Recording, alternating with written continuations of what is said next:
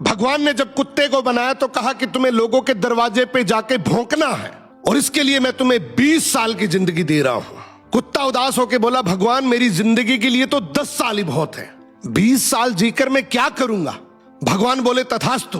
बंदर को बनाते वक्त भगवान ने कहा कि तुम्हें लोगों को हंसाना है और इसके लिए मैं तुम्हें 20 साल की जिंदगी दे रहा हूं। बंदर भी बोला कि भगवान मेरी जिंदगी के लिए तो 10 साल ही बहुत है। अब जब भगवान ने गाय को बनाया तो कहा कि तुम्हें पूरी जिंदगी मेहनत करनी है और अपने बच्चों का पालन पोषण करना है, इसके लिए मैं तुम्हें 60 साल की जिंदगी दे रहा हूं।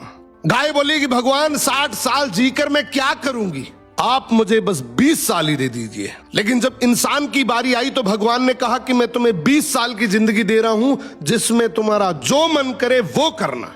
तब इंसान ने कहा कि भगवान 20 साल की छोटी सी जिंदगी से मेरा क्या होगा। भगवान बोले कि ठीक है, बंदर के 10 साल, कुत्ते के 10 साल और गाय के 40 साल तुम रख लो।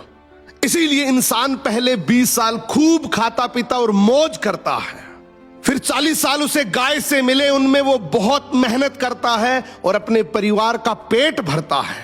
10 साल जो उसे बंदर से मिले, उनमें वो बंदर की तरह अपने पोते पोतियों को हंसाता है और 10 साल उसे कुत्ते से मिले, उनमें वो बुढ़ापे में कुत्ते की तरह घर के दरवाजे के बाहर बैठा अपनी जिंदगी काट रहा होता है। इसलिए जिंदगी में याद रखना कि आज इस जवानी को मजे में बर्बाद कर दोगे तो बुढ़ापे में मेहनत करनी पड़ेगी, लेकिन अगर आज सही समय पर मेहनत कर लोगे तो बुढ़ापा भी इज्जत, सुकून और खुशी के साथ कटेगा।